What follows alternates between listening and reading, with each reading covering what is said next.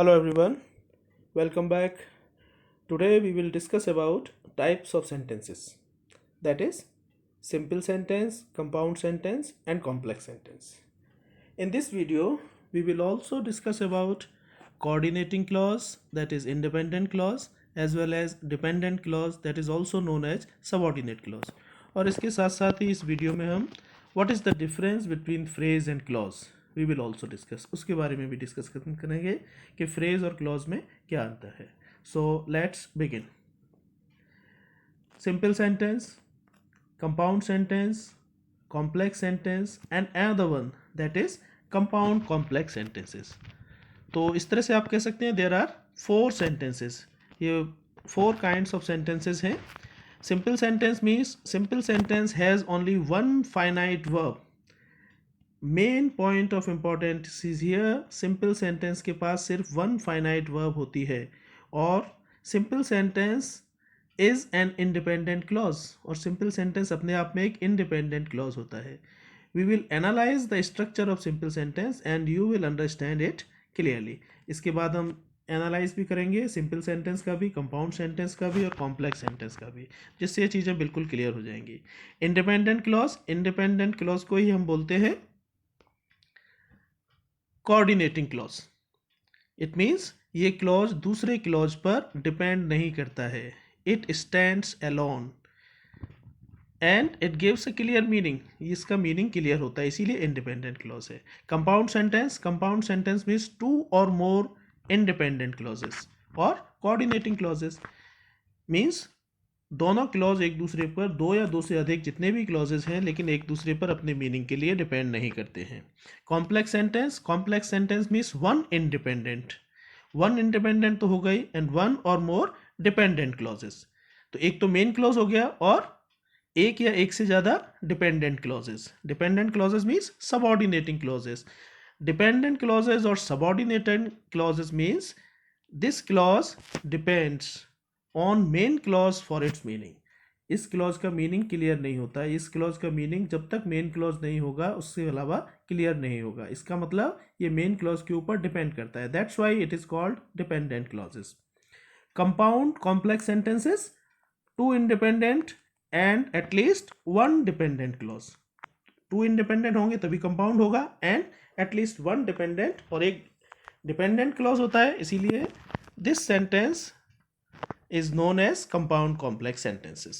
So now first analyzing the simple, compound and complex sentence, first it must be very much clear what is the difference between a phrase and a clause. phrase और clause में क्या अंतर है ये सबको पता होना चाहिए. phrase and clause both are a group of words. phrase भी group of words है, clause भी group of words है. difference lies here. phrase doesn't have its own subject and verb means predicate. Phrase के पास अपना subject और अपनी verb नहीं होता है, जबकि क्लॉज के पास ओन सब्जेक्ट और ओन वर्ब, अपना सब्जेक्ट और अपनी वर्ब होती है. So by this example you will understand it clearly. So have a look at this example. The umbrella with a broken handle is mine. Here in this sentence with a broken handle is a phrase. With a broken handle phrase है क्योंकि इसके पास अपना subject और अपनी verb नहीं है. यहाँ broken से कंफ्यूज होने की जरूरत नहीं है. ब्रोकन यहाँ पर क्या है? पार्टिसिपल है. Actually this topic is very lengthy, तो ये नॉन फाइनाइट वर्ब्स जितने भी होते हैं we will discuss about that later. एक सेपरेट उसके लिए लेक्चर बनाएंगे, उसमें आपको नॉन फाइनाइट वर्ब्स के बारे में बताएंगे. The umbrella which has a broken handle is mine. It's a clause. ये यहाँ एडजेक्टिव क्लॉज है क्योंकि एडजेक्टिव क्लॉज के पास अपना सब्जेक्ट हो गया विच और अपनी वर्ब हैज हो गया. तो इसी क्लॉज को it means with a broken handle जो फ्रेज है उसको आप क्लॉज में चेंज कर सकते हैं. So this is the basic difference. ये क्या हुआ? ये सिंपल सेंटेंस है और ये कॉम्प्लेक्स सेंटेंस है. So when we analyse that you will understand it better. So have a look at the analysis of simple sentences. Simple sentence is one that has only one finite verb. That I have already told you, जैसा पहले ही बताया. So have a look at the first example here. The earth moves round the sun. There is no problem in this example because there is only one finite verb that is moves. इसमें एक ही verb है moves. And now have a look at this example. The man employed for this purpose caught the thief. It seems there are more than one verbs, ऐसा लग रहा है कि इसमें एक से ज़्यादा वर्ब हैं, but actually there is one main verb and that is caught. लेकिन मेन वर्ब इसमें एक ही है और वो क्या है? Caught. And here the employed is used here as participle, ये पास्ट पार्टिसिपल है। It means it must be very much clear to you in simple sentences we can use non finite verbs, लेकिन वो finite verb नहीं होती है, that's why it is written here only one finite verb. Simple sentence में finite verb तो एक ही होगी, हाँ नॉन फाइनाइट वर्ब्स हो सकते हैं। सो जैसा कि आपने इस एग्जाम्पल में देखा ही है, the man employed for this purpose got the thief, this is a simple sentence because there is one main verb, एक ही मेन वर्ब है गॉट, और एम्प्लॉयड क्या है? पास्ट पार्टिसिपल है। Means non finite verbs infinitive, participle and gerund. तो ये इसके लिए सेपरेट एक लेक्चर बनाएंगे, उसमें आपको और क्लियरली बताएंगे इसके बारे में।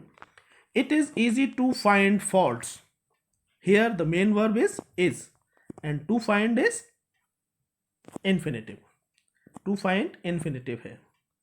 Now have a look at this. तो इसमें तीनों जो है नॉन फाइनाइट वर्ब्स उसको लेने की कोशिश की है एग्जाम्पल्स में, participle, infinitive and this one is gerund. He is confident of winning the election, तो here the main verb is, main verb क्या है? Is, and winning is gerund, winning क्या है यहाँ पर? जेरेंट है। So I think this fact must be clear in your mind that simple sentence means only one finite verb. There may be non-finite verbs, that is participle, infinitive और gerund हो सकते हैं। non-finite verbs का use हो सकता है लेकिन वो main verb नहीं है। non-finite verb means when verb is used as an adjective or noun in the sentence. So now move ahead. Now we go to analysis of compound sentence, कि compound sentence क्या होते हैं। Compound sentence means two or more independent clauses. Compound sentence में हमेशा दो या दो से ज़्यादा इंडिपेंडेंट क्लॉजेज होते हैं। इंडिपेंडेंट क्लॉजेज को कोऑर्डिनेटिंग क्लॉजेज भी कहा जाता है। और इंडिपेंडेंट क्यों है? Because they remain independent to each other, they do not depend on other clause for its meaning, दूसरे क्लॉज पर अपने मीनिंग के लिए डिपेंड नहीं करता। Have a look at this example. जैसे इस एग्जाम्पल में देखेंगे, the sun rose and the fog dispersed. The sun rose, one clause, and the clause is the fog dispersed. दूसरा clause है fog dispersed. The sun rose, the meaning is clear.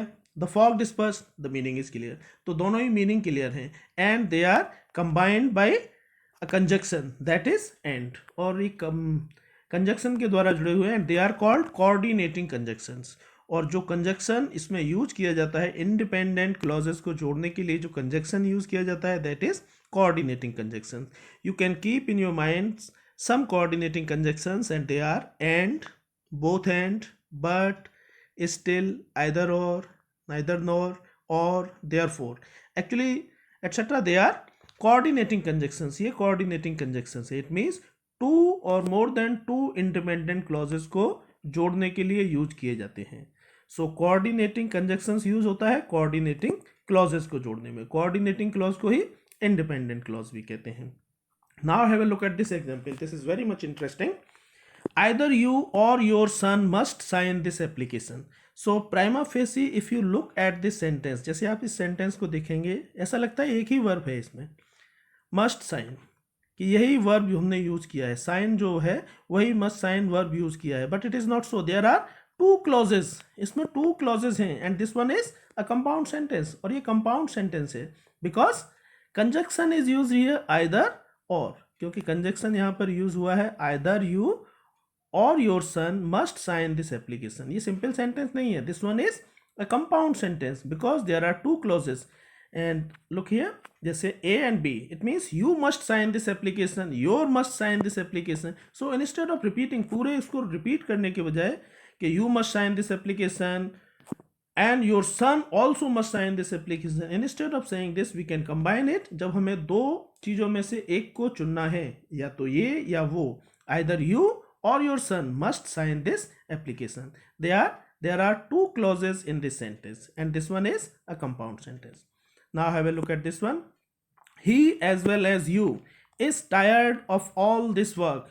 In this sentence there are two clauses here we have different two clauses. He is tired of all this work, you are also tired of all this work, और इन दोनों को हमने combine कर दिया as well as के साथ, और ये क्या है, coordinating conjunction है. So in this way we have some coordinating conjunctions. They are and, both and, but, still, either or, neither nor, therefore, as well as. So इनसे जब जुड़ा होगा तो वो compound sentence होगा. ऐसा लग सकता है कि इसमें एक ही verb यूज हुई है, but actually coordinating conjunction is used here. Now we move ahead, that is analysis of complex sentences. Complex sentence is one that has one independent. Complex sentence में एक independent होगा, that is main clause, and one or more dependent clause, that is subordinating clause. Independent को बोलते हैं coordinating और dependent को बोलते हैं subordinating clauses. तो इसमें एक independent होगा और एक से ज़्यादा dependent clause हो सकते हैं. Actually subordinating clauses are 3. Once again, as I have already told you, it's a very lengthy topic. तो इसके लिए noun clause, adjective clause, adverb clause के लिए अलग से एक लेक्चर बनाएंगे, सेपरेट लेक्चर भी बनाएंगे. सो फर्स्ट वी हैव, यहाँ तो सिर्फ एनालिसिस करना है हमको. In this lecture we are only analysing sentences, that is simple, compound and complex sentence. So look at this sentence, and in this sentence you will find all these three clauses are used here. इस sentence में सारे clauses use हुए हैं. History says, main clause underline किया हुआ है, that is main clause. History says that Socrates, when he was given the cup of hemlock, continued to talk to his friends who were standing around him. So different colors are also used here, so to make you understand that history says that Socrates continued to talk to his friends. That Socrates continued to talk to his friends, noun clause है. Noun clause का मतलब है clause जब sentence में noun की तरह से use होता है. When he was given the cup of hemlock, adverb clause. And who were standing around him, adjective clause. So all the three clauses are used here. अब ये तो डिफरेंट आपको एक लेक्चर बनाएंगे, नाउन क्लॉज क्या है, एडजेक्टिव क्लॉज क्या है, एडवर्ब क्लॉज क्या है, that will make you clear. यहाँ पर हम थोड़ा सा आइडिया दिया है नाउन क्लॉज के बारे में, एडजेक्टिव क्लॉज के बारे में और एडवर्ब क्लॉज के बारे में. तो first we take noun clause. Noun clause is also known as that clause, इसे दैट क्लॉज भी बोलते हैं. It is clear that rain will fall today. It means it is clear. ये क्या हो गया, main. It is clear main clause है, independent है. That rain will fall today, that one is subordinating clause. ये subordinating clause है, noun clause है. अगर सिर्फ आप इतना कहें that rain will fall today, the meaning is not clear. So that's why it depends on its meaning. ये अपने meaning के लिए main clause के ऊपर depend करता है. Have a look at another example. It is clear that you have made a mistake. That you have made a mistake, the meaning is not clear. For its meaning it depends on main clause. He promised that he would come back soon. That he would come back soon. Who would come back soon? What did he say? उसने क्या कहा था? He promised. He promised that he would come back soon. So subordinating clause depends on main clause for its meaning. Now we come to adjective clause. Adjective clause, the umbrella which has a broken handle is mine. जैसा कि हमने phrase और clause के difference में भी same example लिया था. The umbrella is mine, that one is main clause. ये main clause है और इसमें हमने बीच में subordinating clause लगाया है, adjective clause लगाया है, that is which has a broken handle. Next example, the people who live in glass houses should not throw stone on others. Here the main clause is people should not throw stone on others and meaning is clear. और यहाँ meaning clear हो रहा है, लेकिन बीच में हमने क्या लगा दिया इसके, adjective clause. Who live in glass houses? Who live in glass houses? If you say only this much, अगर आप मेन क्लॉज नहीं कहें और सिर्फ एडजेक्टिव क्लॉज को ही बोलें, who live in glass houses, meaning is not clear, meaning clear नहीं है. सो वो क्लॉज जिसका मीनिंग क्लियर नहीं होता है, that is subordinating clause and it depends on independent clause, it depends on main clause for its meaning, और अपने meaning के लिए मेन क्लॉज पे डिपेंड करता है. This is the same story which I heard 10 years ago.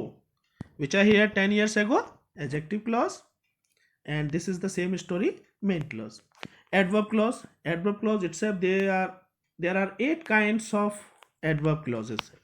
तो ये तो सेपरेट लेक्चर बनाना ही बनाना पड़ेगा इसका, noun clause, adjective clause and adverb clause. So have a look eight here. Adverb clause, he will succeed because he has worked hard. So because he has worked hard, adverb clause. Although he was poor, he was always honest. Although he was poor, if you say only this much, although he was poor, the meaning is not clear. He was always honest, the meaning is clear, that is main clause. जिसका meaning clear है, जो independent है वो main clause है, और जो अपने meaning के लिए इंडिपेंडेंट क्लॉज पे डिपेंड कर रहा है, that is subordinating clause. As it was raining, they decided to stay at home. They decided to stay at home, main clause, and the meaning is clear. Subordinating क्या है? As it was raining, adverb clause. He is so weak that he cannot walk properly. So that he cannot walk properly, that is adverb clause. Another one, and the last one, that is compound complex sentences. Compound complex sentence is one that has two independent, क्योंकि two independent होंगे तभी compound sentence बनेगा. Two independent and at least one dependent clause. It means इसमें two coordinating and at least one subordinating clause होगा, तभी ये compound complex sentence होगा. Have a look at this example. I have noticed it often among my own people that the strong, skillful men are gentlest to women and children, and it is good to see them carrying the little babies. मैंने ये notice किया है अपने लोगों के बीच में कि जो स्ट्रॉन्ग और स्किलफुल लोग हैं वो हमेशा विमेन और चिल्ड्रन के अगेंस्ट, चिल्ड्रन के प्रति बहुत काइंड होते हैं, और उनको ये देखना कि वो अपने बच्चों की बहुत केयर कर रहे हैं, इट इज़ रियली गुड, ये बहुत अच्छा होता है. So this is the sentence you will find out here. I have noticed it often among my own people, independent clause.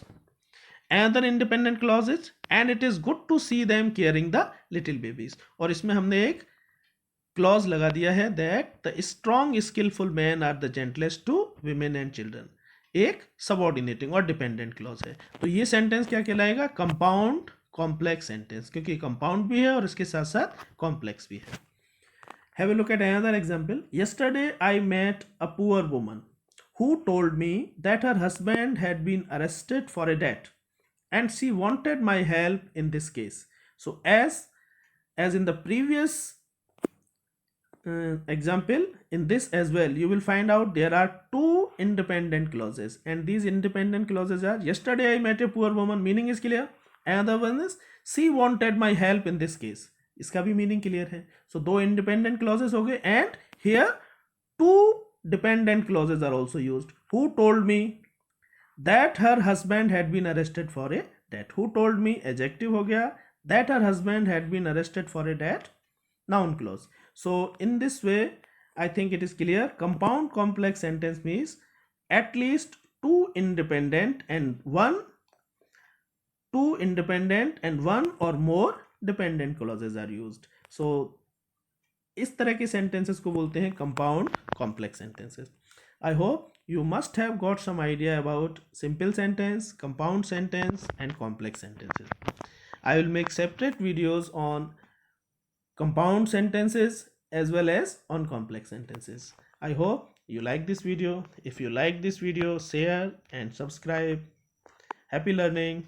Thanks for watching.